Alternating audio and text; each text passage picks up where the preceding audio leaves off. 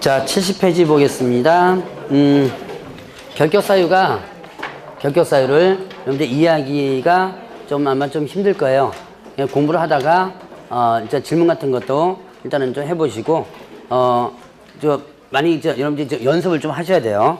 자, 70페이지 보면 개업공개사와 고용인 부분 있죠? 고용인. 자, 고용인 하면 누굴 고용인이라고 그래요? 소속공개사하고 중개보존. 자, 소속공개사는 누구에게 소속된 개업 공인중개사에 소속된 공인중개사로서 그러죠? 업무를 수행하거나 보조하는 자라고 되어 있죠. 자, 그 다음에 중개보존은요? 아니에요. 뭐가 아니죠? 누가 아니에요? 공인중개사가 아닌 자로서 개업공개사에 소속되어 중개대상원에 대한 현장 안내 일반성은 단순 업무를 보호하는 자, 보조하는 자 그랬죠. 자, 그래서 이렇게 고용인 부분에서는 두 가지를 고용인이라고 하는데, 이때 고용인에 대해서 개업공개사는 둘 수 있습니다. 숫자 제한 없어요. 숫자 제한 없고, 자, 그 다음에 두어도 되고 어떻게 돼요? 안 두어도 되고. 채용할 의무 없죠. 다만 고용인에 대해서 만약에 채용하면 언제까지? 업무 개시 전까지. 그 다음에 고용관계 종료되면 고용관계가 어떻게 한다? 종료가 됩니다. 고용관계 종료되면 어떻게 돼요? 요거는 10일 이내에 뭐 한다? 일단은 신고를 해줘야 돼요. 자, 채용하면 언제까지 신고한다? 채용하면 언제까지? 업무 개시 전. 고용관계 종료되면 며칠? 10일 이내 신고하라. 이거 신고를 위반한다면 어떻게 되냐면 업무정지예요. 업무정지. 이 법 또는 이법 명령 위반해서 업무정지. 자, 그러면 일단은 채용 업무 개시 전이라면 언제까지라고 그랬어요? 업무 개시 전하면 출근 전까지라고 그랬죠? 출근 전까지 신고한다 라고 하는 부분이 있었고요. 자, 그러면 이제 고용인 채용 시, 자, 개업 공인중개사의 책임이 있습니다. 책임이 세 가지가 있었죠. 민사 책임이 있었고요. 그 다음에 또 행정상의 책임이 있었고요. 그 다음에 또 뭐가 있었다? 형사 책임 이렇게 있었죠. 자, 민사 책임 있었죠. 민사 책임 뭐예요? 이거는 손해배상 책임이죠. 손해배상 책임이다. 자, 고용인이 중개 업무상 의뢰인에게 손해 끼쳤을 때, 자, 이때 의뢰인에게 손해 끼친 거예요. 손해 끼친 게 뭐에 대해서 손해 끼친 거예요? 중개 행위에 대해서, 중개 업무상 행위에 됐습니다. 그러니까 중개 업무가 아니고 다른 거와 관련된 부분은 일단은 손해배상 책임과 관련된 부분이 중개사법에는 없는 거예요. 자, 중개 업무상 손해를 끼쳤을 때 그 손해를 배상할 책임이 있다라는 것이 민사 책임입니다. 근데 이거는요, 자, 누가 잘못한 거예요, 지금? 누가 잘못한 거죠? 고용인이 잘못한 거죠. 잘못한 건 누가 배상 책임해 주는 거예요? 예, 개업공개사가 배상해 주는 거죠. 그럼 잘못한 고용인은요? 배상 책임 있죠. 예, 얘도 배상 책임 있고 채용한 사람도 배상 책임 있고. 그래서 이거를 뭐라 한다? 연대 책임이라고 일단은 얘기를 합니다. 자, 이게 일단 민사 책임과 관련된 부분에서 이러한 민사 책임은 중개 업무뿐만 아니라 중개 업무와 밀접하게 관련되어지는 것도 해당됩니다. 중개 업무뿐만 아니라 업무와 밀접하게 관련되어지는 경우. 자, 그럼 뭐가 있느냐? 고용인이 자, 계약금을 전달해 달라고 일단은 의뢰로 부탁받고 계약금을 받아가지고 중간에서 횡령한 경우, 요것도 해당돼요. 요즘은 그런 케이스가 많이 없는데요. 옛날에는 자, 의뢰인이 자, 사무실에 있는 사람에게 이거 계약금 좀 전달해줘 이렇게 던져주는 거예요. 그 상당히 위험합니다. 혹시나 지금도 그런 사람이 있다면 이거는 여러분들 상당히 위험해요. 그러면 때 보조원이 이걸 받아가지고 전달해줘야 되는데 이걸 중간에서 떼먹었죠? 이거 먹어야 된다. 이것도 배상 책임이 있다. 중개인과 밀접하게 관련되지는 행위다라고 합니다. 자, 그러면 이제 행정사 책임 보죠. 고용인의 업무상 행위는 누구의 행위로 본다? 개업 공인중개사의 행위로 본다 그랬습니다. 자, 고용인의 업무상 행위는 개업공개 행위로 본다. 그럼 결국 누구의 행위예요? 간주하는 거죠. 누구의 행위? 개업 공인중개사의 행위가 되는 거죠. 그러면 자, 고용인의 업무상 행위가 등록 취소라든가 등록 취소, 그 다음에 또 업무정지. 업무정지 행위가 있습니다. 등록 취소 업무정지 행위를 했다면 이때 결국 누가 등록 취소 업무정지를 당한다? 개업 공인중개사가 등록 취소 업무정지를 당한다는 얘기예요. 이게 행정상의 책임이에요. 자, 그러면 이제 형사 책임을 씁니다. 고용인이 이 법을 위반해서 형벌사항에 해당됩니다. 고용인이 이 법 위반해서 형벌사항 뭐죠? 1-1과 3-3이죠? 형벌사항이 될 때 그를 벌하는 외, 얘도 벌하는 외, 누구도 같이 벌한다? 자, 개업 공인중개사도 같이 벌한다 그랬죠? 어떻게 돼요? 동조에 규정된 뭐를 구한다? 벌금형을 구한다 그랬죠. 자, 동조 규정된 벌금형을 구한다 그랬습니다. 자, 만약에 고용인이 1년 이하 징역 또는 1천만 원 이하 벌금 행위를 했어요. 이 법 위반해서. 그러면 그를 벌하는 외, 얘는요, 징역형을 보내든지 벌금을 물리든지 이렇게 되겠죠? 개업공개사도 간다. 동조 규정된 벌금형 1천만 원의 벌금형을 구하는 거예요. 이 양벌 규정은 자, 조심할 것. 다른 법 위반해서는 해당 없습니다. 뭐에 대해서만? 이 법이에요. 중개사법. 그 다음에 형벌입니다. 과태료는 해당 없어요. 자, 다른 법과 관련된 법은 양벌 규정 적용되지 않는다. 그 다음에 또 이 형벌은 뭐만? 일단 형벌하면 1-1, 3-2죠? 자, 과태료, 질서벌은 해당이 없습니다. 자, 그래서 그런 거 조심하시고. 자, 그러면 이제 보죠. 이렇게 벌금형을 선고받는데, 자, 개업공개사가 양벌 규정에 의해서, 이게 뭐예요? 양벌 규정, 양쪽을 벌하는 거죠? 양벌 규정에 의해서 벌금형을 선고받습니다. 그러면 바로 전 시간에 배웠던 거, 자, 결격사유에 해당될까요, 안 될까요? 300만 원 이상 벌금형 선고받았습니다. 양벌 규정에서. 그럼 결격사 해당? 안 된다. 왜? 내가 직접 잘못해가지고 벌금을 선고받는 게 아니죠. 그렇기 때문에 자, 여기서는 일단은 300만 원 이상 벌금을 선고받아도 결격사유는 해당되지 않는다. 그 다음에 또 양벌 규정 자체가 적용되지 않는 경우 있었죠. 양벌 규정 자체가 적용되지 않는 거 어떤 경우예요? 자, 이 개업공개사가 고용인 행위에 대해서 상당한 주의와 감독을 게을리하지 않았을 때, 자, 상당한 주의와 감독을 게을리하지 않았다 그러면 어떻게 된다? 양벌 규정 자체가 어떻게 돼요? 적용되지 않는다. 자, 여기서 이제 조심할 거 나옵니다. 상당한 주의와 감독을 게을리하지 않았다. 그러면 자, 민사 책임 적용된다, 안 된다? 상당한 주의와 감독을 게을리하지 않았다. 손해배상 책임 진다, 안 진다? 집니다. 상당한 주의와 감독을 게을리하지 않았다. 행정상의 책임 진다, 안 진다? 예, 진다. 그럼 뭐만 안 지는 거예요? 예, 형사 책임만. 자, 요거 조심을 해줘야 돼요. 자, 고용인에 대한 부분은 요 정도 한번 정리를 해보고 지나가고요. 이제 나중에 5, 6월 달에는 요거 갖고 하면 사례 문제를 한번 보게 될 겁니다. 자, 그래서 요 정도까지만 한번 구분해보고, 자, 뒤로 넘어갑니다. 중개사무소 부분 보죠. 자, 중개사무소 요건 보겠습니다.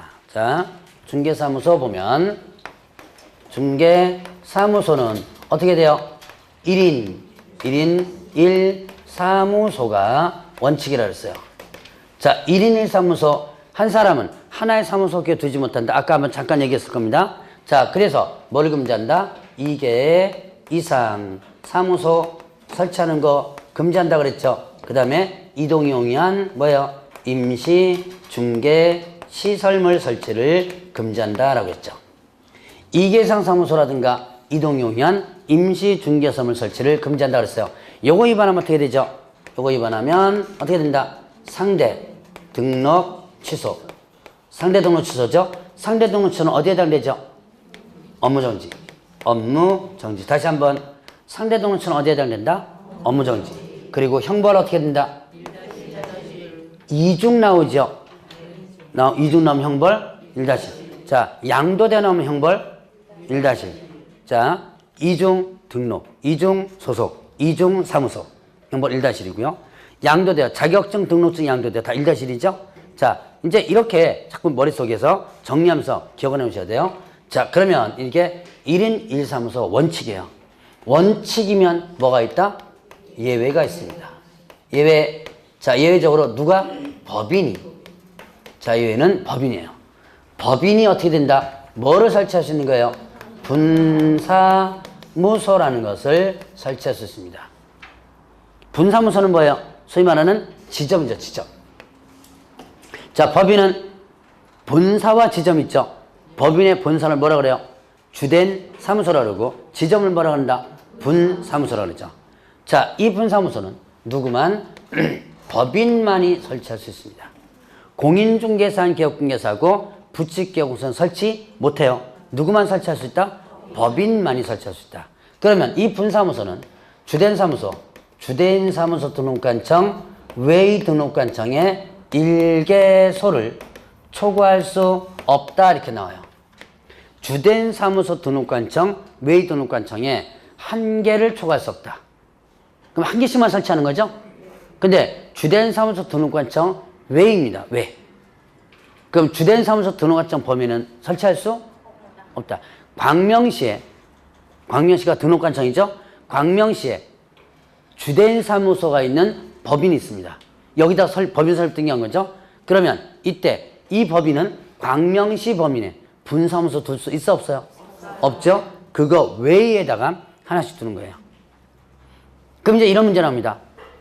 모든 등록관청에 분사무소 설치할 수 있다. OX? 예, 틀리죠. 모든 이러면 틀려요. 왜요? 주된 사무소에는 설치할 수 없죠. 자, 그러면 이때 분사무소는 설치 신고입니다. 설치 신고. 분사무소는 설치 신고예요. 개설 등록이 아닙니다. 설치 신고다. 설치 신고를 어디다 한다? 주된 사무소 등록관청에. 자, 주된 사무소 등록관청에 설치 신고합니다.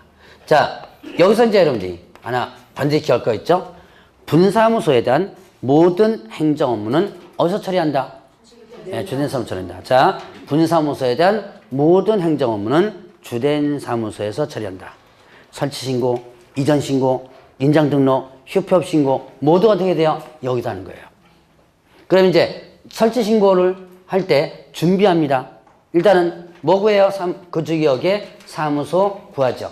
자, 이제 설치 신고 할 때 준비 과정을 보겠습니다. 사무소 구해요. 사무소는 아까 등록 기준에서 했던 사무소 그대로입니다. 그 다음에 분사무소 책임자 뽑아야 돼요. 책임자는 누구야 된다?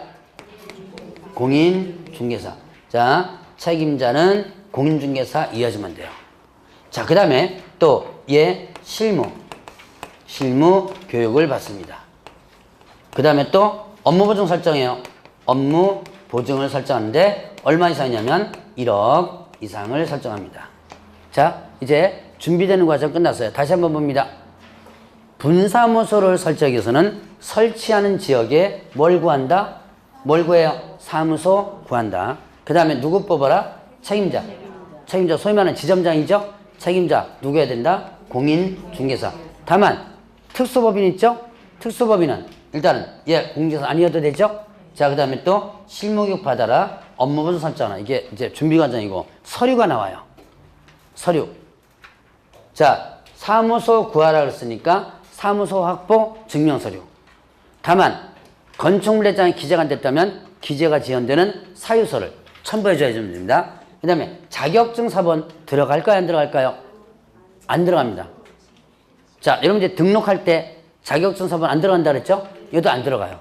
등록관청이 발급한 지도사에게 확인하도록 되어 있고요. 자, 실무교육 수료증 사본 들어가죠? 그 다음에 또 업무보증 설정 서류 들어갑니다.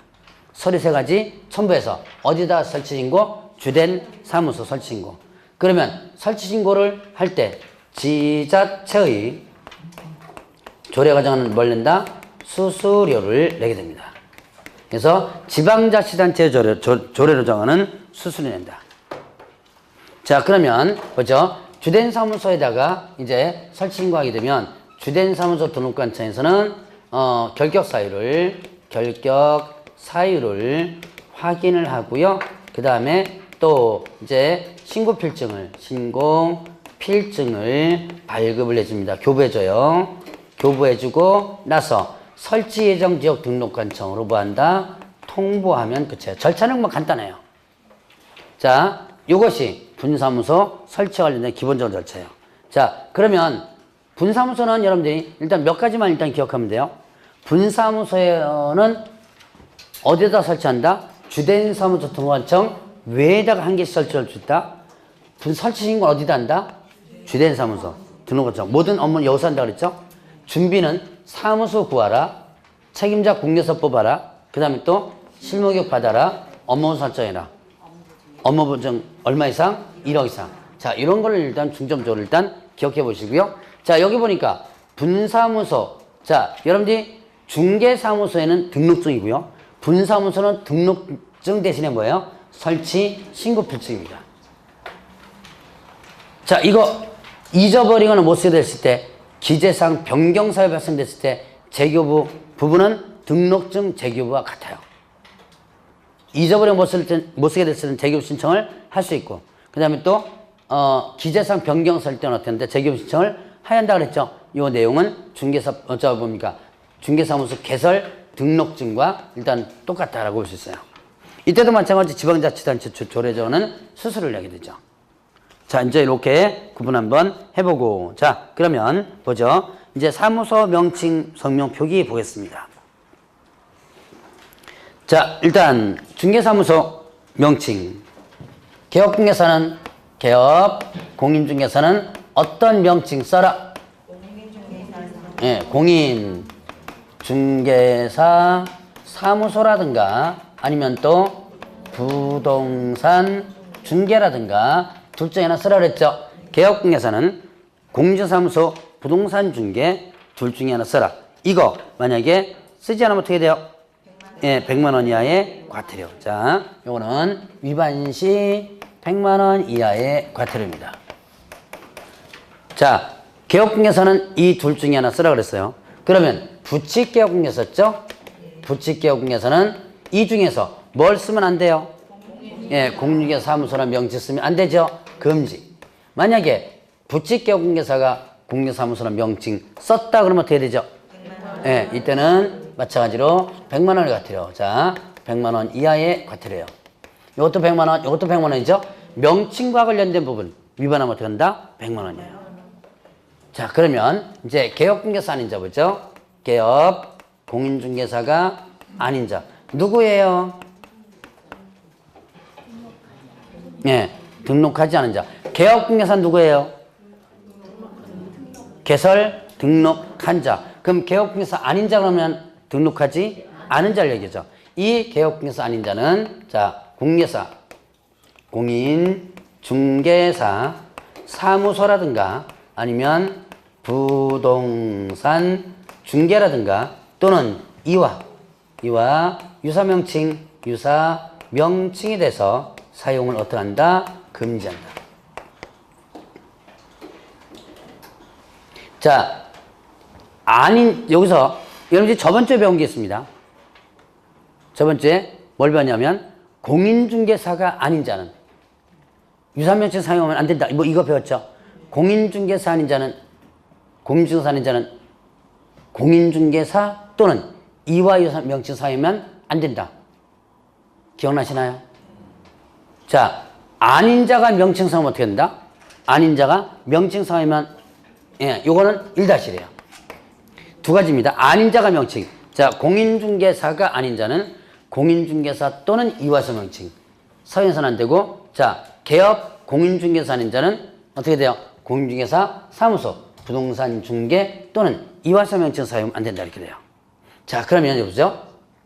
어쨌든 아닌 자가 명칭 사용하면 어떻게 된다? 형벌 1-1이죠. 그러면 이때 여기에 개업자 빼면 어떨까요? 공인중개사가 아닌 자는 공인중개사 사무소, 부동산 중개 또는 이와서 명칭 사용해서는 안 된다. OX? 헷갈리죠? 자, 이거는 틀리죠? X예요. 일단은 공인중개사가 아닌 자가 아니라 뭐예요? 개업자가 등록한 자. 이거는 등록한 자만이 쓸 수 있는 명칭이죠? 자, 그러면 공인중개사가 아닌 자 중에서 부동산 중개를 써야 될 사람이 있어요. 누구예요? 부칙이죠. 부칙은 공인중개사가 아닌 자면서도 이걸 써야 되죠. 이건 못 쓰지만. 예, 그래서 여기 개업자가 빠지면 이 문장은 틀리다. 자, 여러분들 아닌 자 잘 보셔야 돼요. 별거 아닌 것 같지만 까다롭게 나올 수 있습니다. 자, 그래서 어쨌든 개업공개사는 자가 공개사무소 부동산 중 이화설명처사하면 안 된다. 위반하면 1-1. 자, 그러면 또 이제 성명 표기 의무겠습니다. 성명 표기 의무가 있어요. 어디에 옥외관금을 옥외관금을 중에서 가로 그다음에 세로 그리고 또 뭐예요? 돌출 그다음에 옥상 이렇습니다. 자, 성명 표기 의무였다. 가로 세로 돌출 옥상 네 가지 간판에 뭘 표기하라? 성명을 표기하라. 이름 쓰라는 얘기죠. 인식할 수 있을 정도로 써라. 등록증에 기재된 성명, 법인의 주된 사무소 대표자, 분사무소 책임자 이름 써라. 여러분들 지나가면서 사무소 간판에 이름 써져 있는 거 보시죠? 그게 다 이렇게 쓰라고 해서 쓰는 거예요. 자, 그러면 이때 이거 표기 의무 위반은 어떻게 된다? 100만 원 이하의 과태료 이렇게 되죠. 자, 지금 4개를 일단 했는데, 자, 요 4개를 위반하면요. 4개를 위반하면 뭐 할 수 있다? 등록관청은 철거 명령을 할 수 있습니다. 자, 4개 위반하면 개업공개사가 공개사무소라든가 부동산 중개 쓰면 100만 원 과태료고, 안 쓰면 100만 원이죠. 그 다음에 부칙이 이거 쓰면 어떻게 돼요? 100만 원 과태료죠. 그 다음에 개업공개사는 자 이런 거 쓰면 1-1이죠. 그 다음에 표기 안 하면 100만 원이에요. 그럼 이렇게 과태료와 형벌도 부과되지만, 자, 그런 간판 등에 대해서 등록관청은 어떻게 한다? 뜯어내라 철거 명령을 할 수 있어요. 그리고 이 철거 명령에 불응시 어떻게 된다? 불응할 때 행정대집행법에 뭐 할 수 있다? 대집행을 할 수 있다. 행정대집행법 대집행이 뭐예요? 대신 집행하는 거예요. 제가 대집행하는 거 한번 잠깐 얘기했을 거예요. 여러분들이 계곡 같은데 불법 건축물, 가설 건축 져놓고 식당 같은 거 많이 하죠? 자, 그거 뜯어내라 그랬는데 안 뜯어내면 여러분들이 뉴스 같은 데 가끔 보면 뭐 끌고 온다 그랬어요? 예, 포크레인 끌고 와서 싹 헐어버리죠? 그러니까, 자, 간판 안 뜯어내죠? 그럼 어떻게 한다? 뭐 들고 와서 뜯어내겠어요? 예, 도끼 들고 와서 뜯어내겠죠? 예, 그래서 싹 뜯어냅니다. 이걸 대신 집행한다 해서 대집행이라고 그래요. 자, 그리고 나중에 비용을 어떻게 한다? 예, 청구를 한다 그랬죠. 그래서, 자, 이거 대집행할 수 있다. 4가지가 대집행할 수 있다라고 하는 부분이에요. 자, 그러면 면접교재 보면 이제 중개대상물 광고 나오죠. 중개대상물에 대한 광고 시에 뭐하라? 표시 의무가 있습니다. 표시 의무가 있어요. 중개대상물 광고할 때 뭐 한다? 표시 의무가 있다. 뭐에 대해서? 성명, 명칭, 소재지, 연락처 이렇게 돼요. 자, 중개대상물에 대해서 광고할 때 뭘 표시하라? 자, 성명, 명칭, 소재지, 연락처. 자, 여러분들 교재를 잠깐 보시기 바랍니다. 성 뭐예요? 자, 성명, 소연 이렇게 되죠? 성 뭐다? 성명, 명칭, 소재지, 연락처 이렇게 되죠. 4가지. 다시 한번. 이 글자를 그냥 한 글자, 앞 글자로 외워놓으면 안 된다 그랬죠? 이거는 이렇게 외워봤자 아무 쓰잘데없습니다. 저도 가끔씩 이거 두 문자 같은 거 쓰긴 쓰지만 그렇게 권장하는 스타일은 아니에요. 그래서 여러분들이 항상 할 때 일단 연결시켜서 일단 연습해 놓으셔야 돼요. 자, 성은 뭐다? 성명, 명칭, 소재지, 연락처. 이 4가지를 자, 뭐 할 때요? 광고할 때 표시하라. 이거 만약에 광고 시에 표기 하나 못한다. 100만 원 이하의 과태료입니다. 요거 표현하면 어떻게 된다? 100만 원 과태료. 자, 그럼 또 개업공개사는 또 나옵니다. 개업 공인중개사가 아닌 자가 나옵니다. 자, 개업 공인중개사 아닌 자는 뭐 하면 안 된다? 자, 중개 대상물에 대한 뭐를요? 광고를 금지한다라고 했죠. 자, 개업공개사는 자는 중개대상물 광고를 금지한다. 개업공개사 아닌 자 누구예요? 등록하지 않은 자.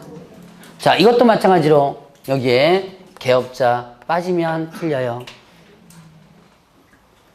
아닌 자가 공인중개사가 아닌 자가 있고 뭐 있어요?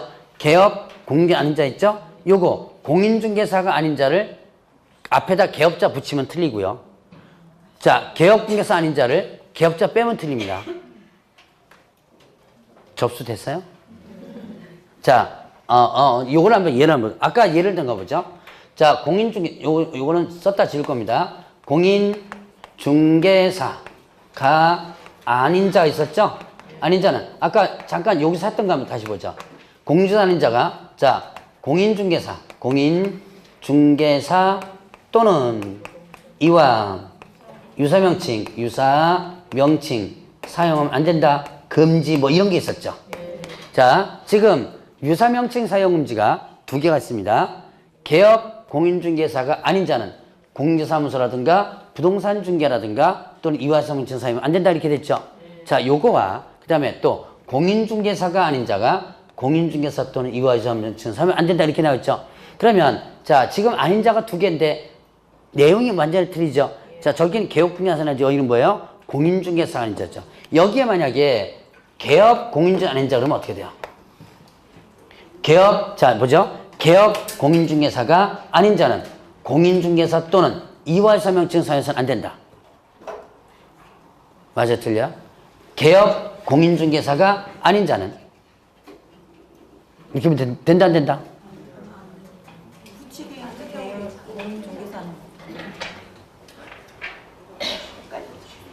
개업 공인중개사 아닌 자는 누구예요? 개업 공인중개사 아닌 자는 누구죠? 개업, 자, 등록하지 않은 자죠. 헷갈리죠? 자, 등록하지 않은 자입니다. 그러면 등록하지 않은 자 중에서 공인중개사 사람도 많죠? 일단 소속공개사 있죠? 소속공개사 등록하지 않았죠? 그러나 공인중개사 명칭 쓸 수 있죠? 자, 저도 쓸 수 있어요. 저 개업공개사 아닙니다. 마이크 잡고 좀 이짓거리 하고 있어요. 자, 그러면 저는 공인중개사 자격증 쓸 수 있어요. 명칭을. 근데 뭐는 못 쓴다? 자, 저는 등록했어 안 했어요? 안 했습니다. 그러면 공인중개사 사무소라든가 부동산 중개하는 명칭은 못 써요. 저는 여기 공인중개사 사무소라든가 부동산 중개하는 명칭을 쓸 수 없다. 왜? 저는 왜 못 쓰죠? 그렇죠. 등록하지 않았으니까. 근데 저는 뭐는 쓸 수 있어요? 공인중개사 명칭 쓸 수 있죠. 그러면 어떻게 된다? 여기에 개업 공인중개사 아닌 자면 저도 개업 공인중개사 아닌 자예요. 그럼 당연히 공인중개사 명칭 저는 쓸 수? 공인중개사 명칭 쓸 수 있는 거죠. 있죠? 자격증 있으니까. 무슨 얘기인지 아시겠어요? 그래서 여기다가 개업자 이렇게 붙이면 틀린 거예요. 자, 제가 아닌 자 갖고 공인중개사 아닌 자, 개업공인중개사 아닌 자 등록하지 않은 거 막 이거 설명할 때 그게 별관인 것 같지만 여기서 갖다 붙여놓으면 이제 헷갈리기 시작하는 거예요. 자, 그래서 이 아닌 자를 구분을 일단 좀 정확하게 해놓을 필요가 있습니다. 지금 당장 다 집어넣으려고 하지 마시라 그랬죠? 5, 6월 달에도 또 기회 있습니다. 그때도 다시 한번 하고 하다 보면 점차 일단은 들어가게 돼요. 자, 일단은 이렇게 지금 아닌 자, 여러분들이 제가 지금 이걸 왜 했냐? 그냥 건너뛰려고 하다가 이거에 대해서 개업 이거 빠지면 틀리다라고 하니까 그때부터 눈이 둥그렇게 떠가지고 이해가 안 되는 것 같더라고 보니까. 자, 개업 공개사 아닌 자는 중개대상을 광고를 해서는 안 된다 그랬습니다. 자, 그러면 여기에서 개업자 빠지고 공인중개사 아닌 자는 이러면 틀리다. 왜냐? 공인중개사 아닌 자 중에서 광고해도 되는 사람이 있어요. 누구예요? 부칙 있죠. 부칙은 공인중개사 아니지만 개업공개사죠. 자, 그래서 이게 틀린 거예요. 이렇게 개업자 빠지면. 자, 만약에 개업공개사 아닌 자가 중개대상을 광고를 한다. 금지된다 그랬죠? 하면 어떻게 돼요? 1년 이하 징역 또는 1,000원 벌금. 자, 여기서 이제 형벌, 여러분들이 기억하겠죠? 아닌 자가 명칭 쓰거나 광고하면 어떻게 된다? 1-1. 제가 좀 오늘 1년 이하 징역 또는 1,000원 벌금을 총 8가지를 지금 연습시키고 있습니다. 양도되어 나오면 뭐 떠올리라? 1-1. 등록증, 자격증, 양도되 1-1이죠? 이중 나오면 뭐예요? 1-1. 이중 등록, 이중 소속, 이중 사무소. 자, 그 다음에 또 아닌자가 명칭 광고하면 1-1. 아닌자가 이런 명칭 섞거나 아까처럼 공인 중개사 아닌자가 명칭 섞거나 아닌자가 뭐 했다? 광고하면 1-1. 이 되는 거죠. 몇 번만 들으면 머릿속에 어느 정도 잡혀요. 형벌 같은 경우는. 자, 그러면 이제 이렇게 해서 광고와 관련된 부분을 한번 구분을 해봤고, 여러분들 뒤에 보면 이제 사무소 이전 부분이 있습니다. 이제 얼마 남았어요? 사무소 이전과 그 다음에 또 사무소 공동사용 부분만 하면 끝납니다. 일단 사무소 이전 중개사무소와 그 다음에 또 분사무소로 나눠져요. 분사무소로 나눠집니다. 자, 사무소 이전, 그 다음에 또 분사무소 이전. 이렇게 두 가지 나눠지는데, 자, 사무소 이전 보겠습니다. 이전한 날로부터, 자, 이전한 날부터 며칠이네요? 10일 이내. 이렇게 되죠? 자, 이전한 날로부터 며칠이네? 10일 이내. 어디다가 이전 신고한다? 이전하면 이전 후 등록관청이에요. 이전 후. 이전한 곳의 등록관청. 자, 이전 후에 등록관청입니다. 등록관청 이전 신고한다. 자, 이때 이전 신고할 때 등록증 첨부합니다. 등록증 원본이에요. 등록증 첨부합니다. 그 다음에 또 사무소 확보 증명서를 첨부해요. 사무소 확보 증명서류, 사무소 조건은 등록 기준 그대로 적용한다 그랬죠. 등록 기준. 자, 제가 분사무소 설치할 때도 어떻게 돼요? 그 사무소 등록 기준 그대로 적용하죠? 이때도 등록 기준 그대로 적용합니다. 어디에 기재된 건물? 건축물대장에 기재된 건물? 어디 안 돼요? 가설건축물대장 안 된다 그랬죠? 건축물대장 기재가 안 돼도 되죠? 어떤 경우에? 중개검사 사용선을 받았다면, 그 다음에 또, 자, 확보하라 그랬죠? 소유하거나 전세임대차, 사용대차. 반드시 본인 명의가 아니어도 된다. 자, 그 다음에 건축물대장에 기재가 안 되면 이때 서류 하나 더 첨부하라 그랬죠? 기재가 지연되는 사유서. 이게 등록 기준부터 쭉 사무소 조건이 다 따라옵니다. 자, 그러면 이제 이렇게 해서 이전 신고하면 등록증을 재교부합니다. 다시 교부해 주는데요. 이때 동일관청으로 이전하면 어떻게 한다? 변경 교부를 할 수 있다. 변경 교부를 할 수 있다라고 됐어요. 자, 분사무소 이전 이렇게 잘 보죠. 등록증을 일단 재교부해 주는데 동일관청에서는 변경 교부 할 수 있다 그랬습니다. 여기 광명에서 어디로 가느냐? 구로로 한번 옆 동네가 구로죠? 자, 광명에 있는 사무소를 구로 옮겨 보겠습니다. 일단 광명에 있는 사무소를 어디로 옮겨 놓고 나서 구로로 옮겨놓고 나서 며칠 이내 신고하는 거예요? 네, 10일 이내 신고하는 거죠? 10일 이내. 어디다가 신고하는 거예요? 예, 구로구청. 이전 후등록관청이죠. 자, 그럼 이전 신고 할 때 등록증과 여기 사무소 확보한 거 있죠? 해서 이전 신고를 하게 되면 구로구청에서는 어떻게 한다? 등록증을 다시 교부해 준다. 재교부. 왜 재교부해 준다? 자, 여기 있을 땐 광명시장 명의였는데 구로구로 하면 어디가 돼요? 구로구청장 명의로 등록증이 바뀌어져야죠? 재교부되는 거예요. 그리고 나서 이제 서류 송부 요청을 하는데, 그런데 자, 광명에서 광명으로 이사 갑니다. 그러면 같은 동네죠, 등록관청. 그러면 어떻게 된다? 자, 광명시장 명의 등록증은 그대로죠. 그러니까 뭐만 바꾸면 돼요? 주소만. 그래서 주소가 이렇게 있는 것을 지우고 기존 등록증에다가 수정만, 변경만 하는 거죠.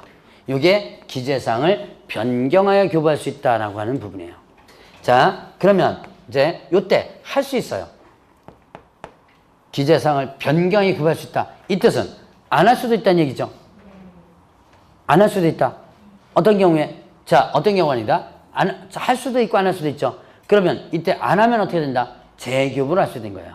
그러니까 자, 동일관청 이전했을 때는 변경교부도 할 수 있고 뭐도 할 수 있다? 재교부도 할 수 있다. 자, 그러면 이제 또 이렇게 교부해주고 나서 이전 후 등록관청에서는 이전 전 등록관청에 서류 송부 요청을 하게 됩니다. 자, 이전 전에다가 서류 송부 요청을 해요. 하면 일단 이전전에서는 어떻게 한다? 지체 없이 서류를 송부를 하게 됩니다. 자, 요까지가 일단 중개사무소 이전이에요. 서류 송부하는 거 세 가지가 있어요. 이거 서류 송부하는 것도 한번 봐야죠. 서류 송부하는 거, 자, 중개사무소 개설 등록 대장. 개설 등록 대장, 그 다음에 또 개설 등록 신청 서류. 그 다음에 최근 몇 년간이에요? 1년간. 행정처분이 된 서류 또는 행정처분이 진행되는 서류를 보내준다. 그러면 행정처분이 된 서류도 있는데요.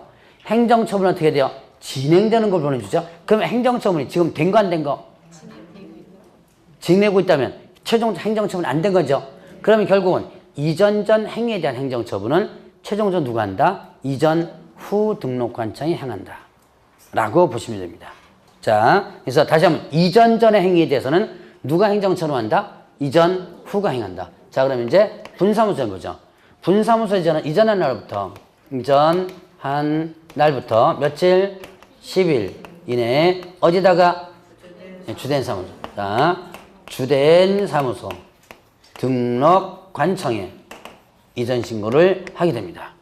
주된 사무소 등록관청에다가 이전 신고를 하게 되는데, 이때 주된 사무소 등록관청에서는 일단은 자, 여기다가 이제 신고필증 첨부합니다. 사무소업부 증명서라고. 그럼 신고필증을 다시 교부해줘요. 자, 신고필증을 재교부해 주는데, 이때 동일관청 이전했을 때 뭐 한다? 변경 교부할 수 있다. 요 내용과 일단 같아요.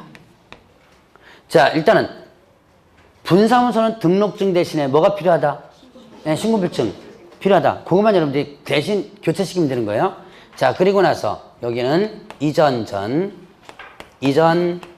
그 다음에 또 이전 후 등록관청에 지체 없이 통보함으로써 끝내요.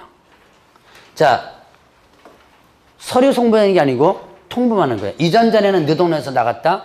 이전 후엔 너 동네로 왔다. 이렇게 통보하는 거예요. 자, 지금 보죠. 중개사무소 이전과 분사무소 이전 두 가지에서 이제 공통점을 한번 찾아보죠. 공통점이 뭐예요?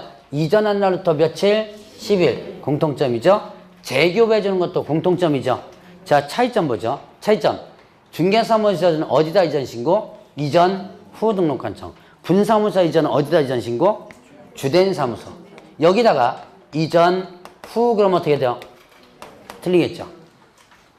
벌써 시험 문제 나왔던 부분입니다. 자, 그렇게 여러분들 구분하고. 자, 또 하나. 차이점이 또 하나 있어요. 뭐가 있을까요? 자, 중개사무소 이전은 이전 전에서 이전으로 서류가 어떻게 돼요? 송부되죠. 서류가 보내줘요. 그런데 분사무소 이전에서는 어떻게 한다? 서류 송부하는 거? 없죠. 통보만 해주죠. 서류는 그럼 어디서 다 갖고 있는 거? 네, 주된 사무소에서 다 갖고 있죠. 자, 이렇게 차이점들 여러분들이 구분을 하시고 넘어가시고요. 차이점들이 시험 문제 잘 나와요. 자, 그러면 요거 10일 이내 신고해줘야죠. 신고 안 하면 어떻게 되죠? 100만 원 이하의 과태료. 위반 시 100만 원 과태료입니다. 자, 그러면 이제 오늘 마지막입니다. 사무소 공동사용. 자, 사무소 공동사용. 공동사용이 뭐예요? 사무소를 같이 쓰는 거죠. 자, 여기에 일단 사무소를 하나 구해놓고 갑, 을, 병, 정 이렇게 여러 개업공개사가 사무실을 같이 쓰는 거다. 얘는 공인, 얘는 부칙, 얘는요 법인, 그 다음에 얘는 분사무소. 분사무소도 공동 사용할 수 있죠. 이렇게 사무실을 같이 쓰는 이유가 뭐예요? 예, 경비절감. 제가 이제 근본적 이유라 그랬죠? 근데 안타깝게도 경비절감하면 시험 문제 안 나온다 그랬어요. 그 문구는. 그럼 뭐라고 나온다? 예, 거기 여러분들 교재? 예, 뭐라고 나오죠? 업무의 효율적 수행을 위하여. 이게 시험 문제 나온 겁니다. 경비절감도 업무의 효율적 수행에 하나 들어가죠.